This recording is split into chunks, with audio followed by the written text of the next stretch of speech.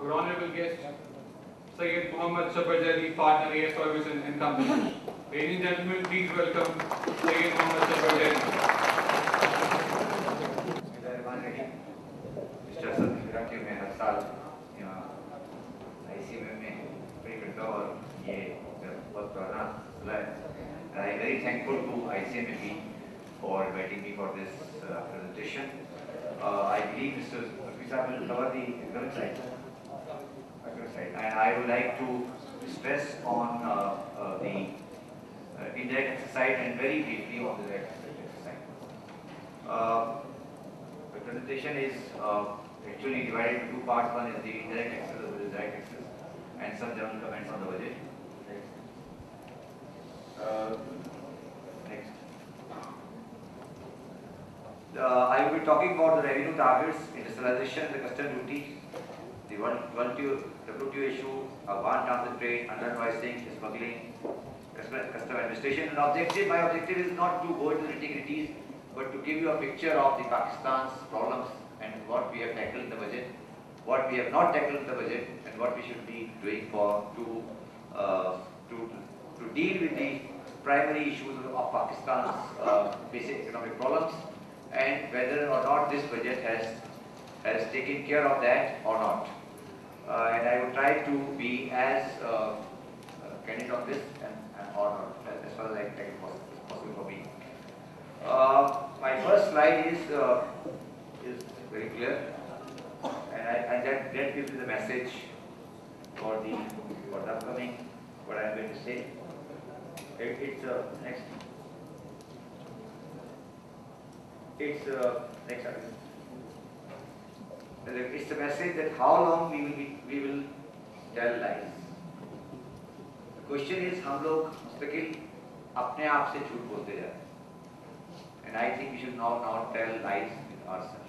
And इस पे मैंने एक बुल्ले शाह का शेर है, चिट्टी चादर लासुट कुड़िए पहन फकीरान लोई, चिट्टी चादर दाग लगे सी लोई दाग ना कोई. The question is that अगर आपके पास नहीं है तो you don't do it. आपके पास अगर नहीं है space, then don't do it. This country has to realize what is the reality and don't try to emulate which is not there. And the next slide, I think I presented to you already last year also. We are living in this kind of society. Next. In our country, people are still looking for water, and in the other world, people have reached the moon. So we have to be realistic what we are doing, what we are saying. We have to cover a lot of space. We have not yet covered a lot of space, and we should be realistic about whatever we are saying, and we should be clear that what is our both problems and what are our issues, and we should not try to as I said in the first line, that we should not try to give a rosy picture of what is not rosy. The next point that I want to deal is the revenue target for this year, which is 1667, which was last year 1350, and this is around less than 10% of the GDP. The primary question is whether or not the measure announced in the budget will improve the debt to GDP ratio, and that in a meaningful manner. And my answer is emphatic negative. And my answer is negative. It has not given any measure how we can improve the debt to GDP ratio. My answer is negative, and I do not expect the same in a short run. However, I would be really worried if the direction is wrong.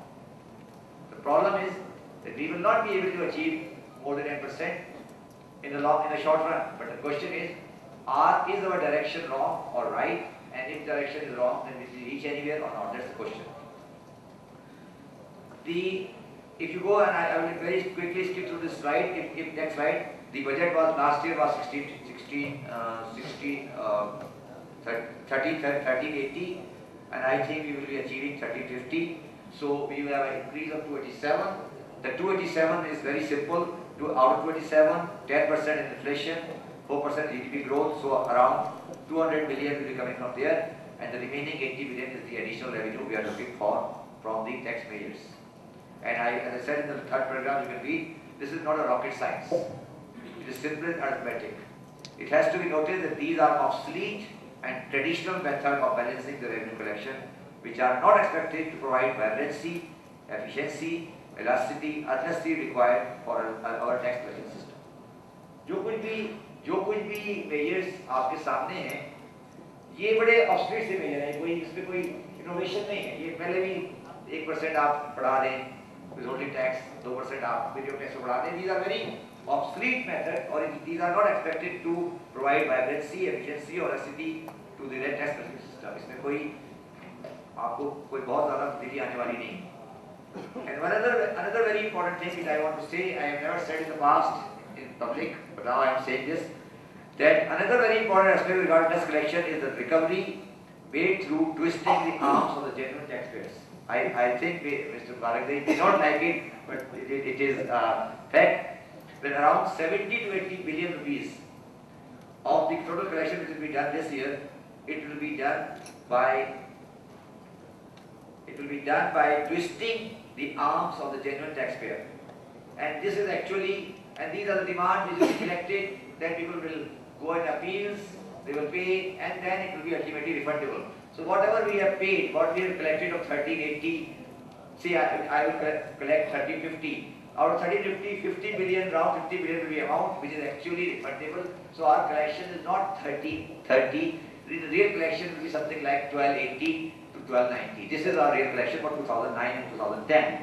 In these circumstances, when we are at parts we are trying to collect the money by arm twisting the genuine taxpayers, the question is, and the bigger question of the country is, do we have a conducive environment for the recovery of the 60-50 billion which we have targeted for next year? जो last year हो गया वो तो हो गया. अब जो issue है वो क्या अगले साल हम 60-50 का target meaningful तरीके से achieve कर सकेंगे? My answer in this regard will be no. And we will be, in my personal view, we will be reaching something like 1575 to 1575. That is my personal estimate. The bigger problem is the role of the foreign advisors and the intellectual and economics of Pakistan in the revenue collection. There is a constant pressure of increasing tax to GDP ratio without even properly understanding the ground realities. हमारे यहाँ हर बंदा आता है, पहले सवाल आता है tax to GDP ratio बढ़ा दें और इसका टैक्स टू जीडीपी रेशियो कम है. और आप these advisors and national intellectuals will have to honestly be a part of the national pressure groups in the movement to restore Pakistan economic survival. जितने भी बंदे बैठे बात करते हैं बढ़ाने की, जब कोई इशू लाते हैं, गवर्नमेंट कोई स्कीम लाती है, मैकेनिज्म लाती है, तो फोर्थ फ्रंट पे होते हैं उसको अपोज करते हैं. You know, we have two sides of the pictures.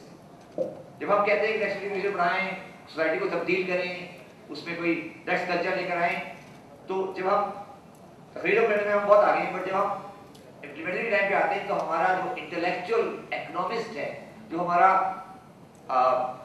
Intelligentsia है, वो गवर्नमेंट को सपोर्ट नहीं करता. उसकी बहुत रीजन है, but what I am saying, in this country politicians, traders, tax advisors like me and the bureaucracy is benefiting from the present tax system at the cost of common man of Pakistan. इस मुल्क में हर एक का फायदा हो रहा है, हम भी खुश हैं, हमारी भी दुकान चल रही है, बिजनेसमैन की भी कारोबार चल रहा है. विद ऑल ड्यू रिस्पेक्ट, नुकसान अगर हो रहा है तो पाकिस्तान के आम आदमी, which is the reality. अगर हम जो इतनी झूठ बोलते रहे कि पाकिस्तान का बिजनेसमैन रो रहा है, पीट रहा है, this is not wrong. The real issue is the common man of Pakistan, which is suffering because the joint venture between me, tax officers, businessmen and politicians. हम सारे उसमें joint venture में और हम सारे एक हैं, और जो आम आदमी है वो अल्टीमेटली नुकसान में जाता है, which we have to realize. Now I come to the basic point on the side of the indirect taxes, and I will first try to highlight the issue of what we have done in the indirect tax policy and what we should have done. The issue of custom duty